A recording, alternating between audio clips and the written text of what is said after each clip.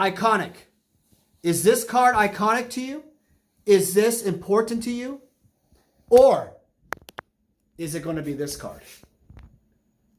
Lightning Bolt. What about, to some, this card? Shivan Dragon. Vesuvian Doppelganger. Jester's Cap. This video is all about iconic cards, why they're iconic, and what it means to us. Stay tuned. Vintage Magic. Game, collect, invest. For more information about our consulting and professional services, visit vintagemagic.com.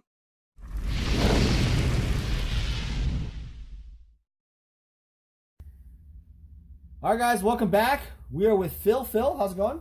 Phil, aloha everyone, aloha MTG community. All right, so we are actually, if you guys notice, we're not at his house anymore. No, this is unknown territory. We're in the hotel. This the is hotel. Waikiki. Waikiki, we're in the hotel.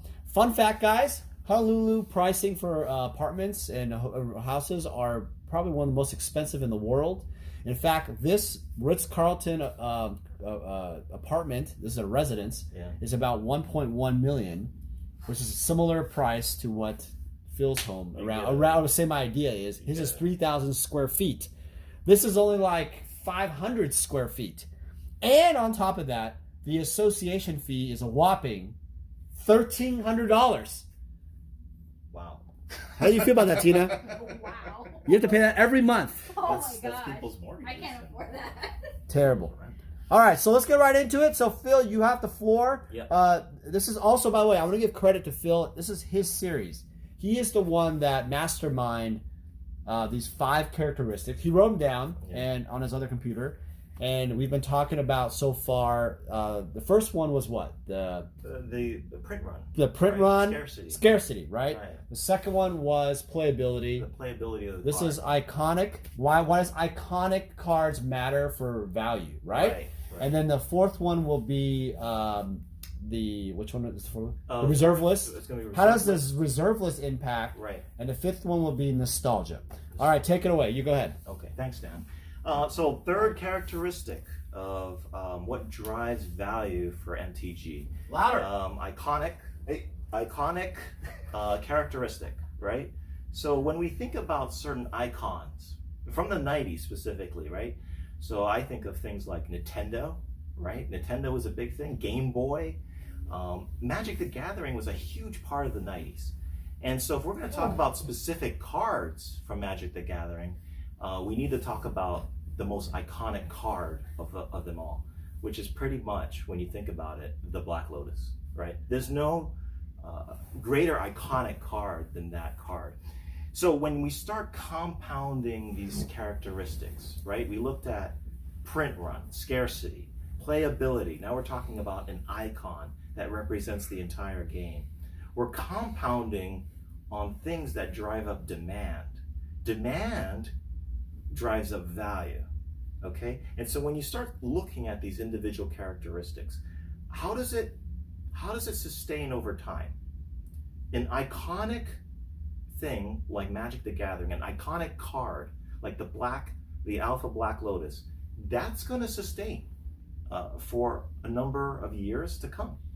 Now, when we talk about nostalgia, which will be another clip, does the nostalgia of a card erode as a generation gets wiped out or passes on? I'm very nostalgic about the Shivan Dragon. We talked about this. Daniel is very nostalgic about certain cards that he's played with and collected over the years. But as we get older and as we pass away, what is the nostalgic card for the next generation coming up? Yeah. So bottom line, icon card, Alpha Black Lotus. That's the only card. I think it's right up there with on the top. And when you think, I mean, people who don't even play Magic the Gathering, you know, they're going to talk about the Black Lotus. Sure. That's icon. That's an iconic card. Got it. So that's why you're seeing such high value for this card.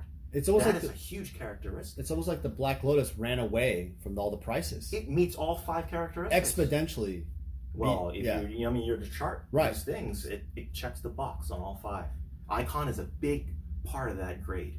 So are you telling me that all the other cards, everybody else's collections right now, all the Ancestral Recalls or Underground Seas, those aren't iconic? They're iconic to a lesser degree. Interesting. Explain this. They're iconic cards, but why are they iconic? For different reasons. There's different dependencies there. Underground Sea is very playable as a card. We don't want to mix the other characteristics. We want to say, okay, this is iconic game from the 90s, but what is the card from that iconic game? It's the Lotus. Or you could even say it's the Power 9. Yeah. You could stretch it there. Power 9 is iconic, right? What are the top 9 most broken cards? But if you want to really get the pinnacle of icon, it's Black Lotus. Now, it doesn't necessarily need to be alpha, right? Alpha plays into this scarcity, the first printing of the first set, right? It could be an unlimited Black Lotus. It's still Black Lotus. You show someone a Black Lotus, that's the icon for Magic the Gathering. I see what you're saying. Yeah. So I see. So to kind of clarify this, so basically what you're saying is that the characteristics that we're talking about, the iconic one happens to be like, you're talking about like Michael Jordan, Babe Ruth. Yeah. Like there isn't like there are a lot of Hall of Famers, like in baseball or basketball or whatever, and whatever. Yeah. There's a lot of great Magic cards that have been made, like Mana Drain, lots of Lightning Bolt, whatever. Right. Those are all iconic to people. Right. But what you're saying is that you consider the word iconic as God, effectively. Like what we defines Magic. Yeah. So when you look at baseball, you're like Babe Ruth, right? Magic the Gathering, Black Lotus. Right. You're not saying You're not saying Siobhan Dragon. Siobhan Dragon's an iconic but it's not. But it's not what defines Magic, at all. If I showed someone a Siobhan Dragon, if we went down to the lobby right here, right? Yeah. A lot of people might not know what that is. You know what I mean? If we did a tally, let's plot the data. The Black Lotus is at the top of the list as an iconic card for this iconic game from this time period. Right. But you can have a bunch of iconic types of cards. Power 9.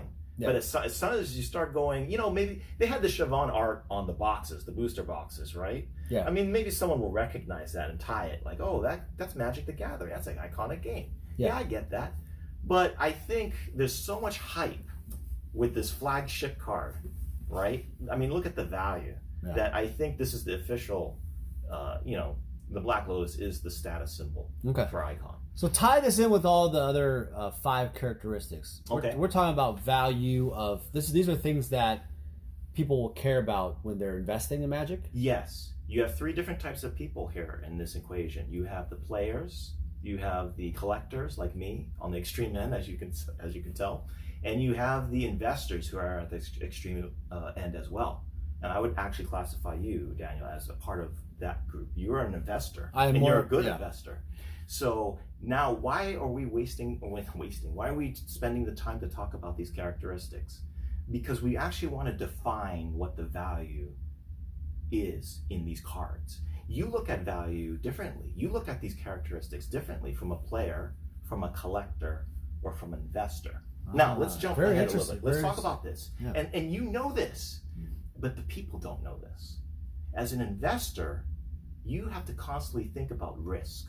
We talked about this between you and me while we're coffee. How do I control the risk? How do I not lose my money?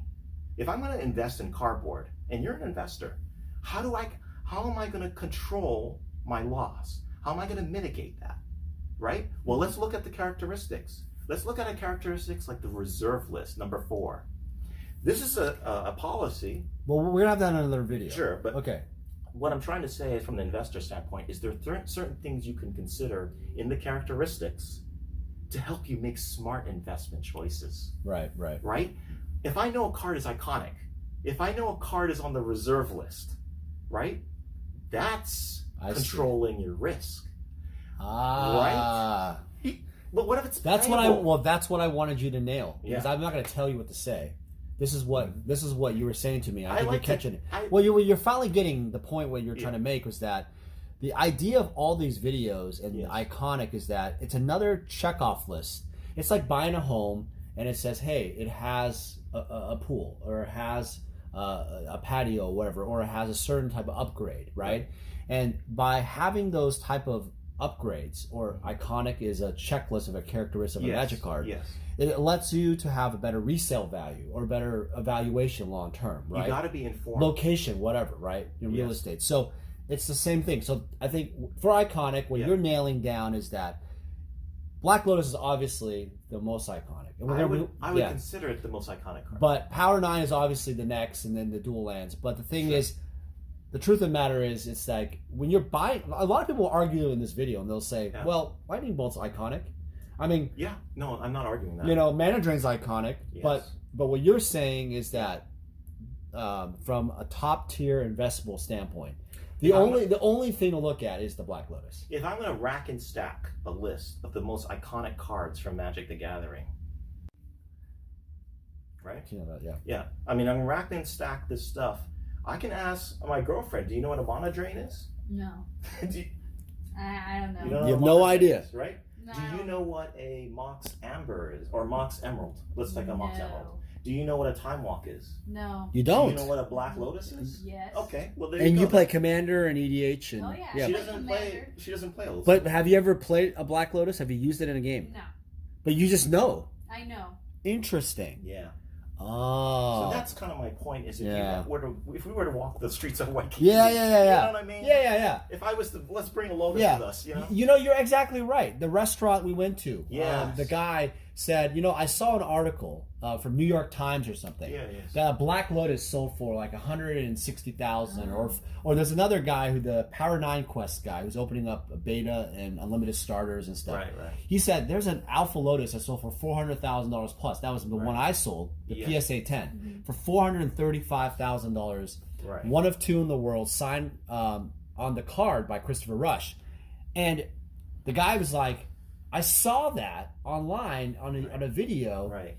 And people who don't have anything to do with Magic, like you said, just know the Black Lotus. Right. This is getting more visibility. Yeah. It's in the news now because of these record values for this cardboard. Now, let's tie it back. We say Magic the Gathering is iconic. The game is amazing. It's an iconic game. But we're concerned about the value of cardboard, individual cardboard. So what card defines Magic the Gathering? Right. What's that flagship card out there? Right. That's the Lotus. And that's why the people are coming to you and say, hey, yeah, I know Magic the Gathering. Didn't that Lotus just sell for like $160K? Yeah, whatever. Yeah. They know the name of the card. Yeah. Whereas they don't know what an Ancestral Recall is. I own an Alpha Ancestral Recall. That thing is not nearly as valuable as a Black Lotus. Right. And you ask yourself why. And long term, it never will. And we can now we can start projecting. Why is that? Right. It's not as iconic as the most iconic card. I see. We're appending these I see what you're saying. So what you're kind of doing is the most iconic card is the Black Lotus, but everything you consider in your investing, there is iconic nature to some of these cards. Like Termagoyf is iconic in modern or whatever. Yeah. But the thing is, the reality is, though, you're always benchmarking it from the Black Lotus. Now, at this point in time, I just want to mention that all of these characteristics are time dependent, meaning 100 years from now, that Tarmogoyf may become the most iconic card. People may forget about the Black Lotus and be like, well, Magic the Gathering is still hot. What? But that Tarmogoyf, man, the way they did that artwork in 2050, holy cow. I'm just saying that in this moment in time, you're saying culture, it's time dependent, these characteristics. You're saying that Black Lotus will not test the time. I'm not saying that. I'm saying it could. I could say that people would just be like, well, they printed something more powerful than the Lotus. And all this, it's got wide world appeal. Okay. Anything could happen. Yeah. Nostalgia is time dependent. We'll talk about that. Yeah. Right? Okay, good. Well, that's good. So we wrap that up. Very good insight. I'm actually... fascinating approach. I actually would have never thought of it that way. Well, all right, guys, put in the comments below. I appreciate all you guys watching the videos. Next video is all about the reserve list. That's going to be an interesting topic, and I might just join that one. All right, guys, take care. Hey guys, it's me, Daniel, with VintageMagic.com. I'm here to share with you more about our deck and set collector fulfillment service. The deck fulfillment service caters to the player. And what that basically means is if you are a player looking to fulfill your old school Magic deck, certain Power 9 or key pieces in your vintage deck, or dual lands in your legacy deck, we have the inventory and the resources to help you fulfill your needs. Next, we have the set collector fulfillment service. This really caters more towards the collector.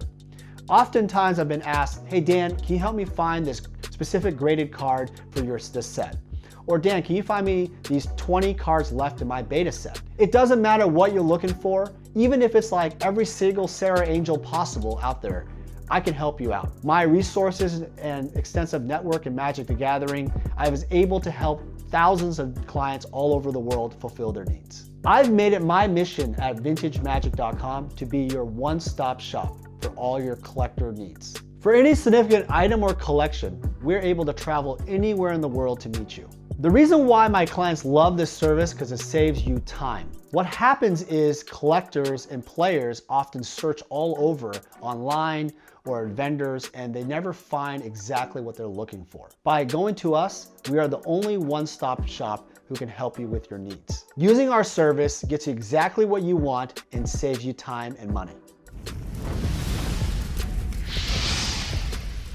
Vintage Magic. Game, collect, invest. For more information about our consulting and professional services, visit vintagemagic.com.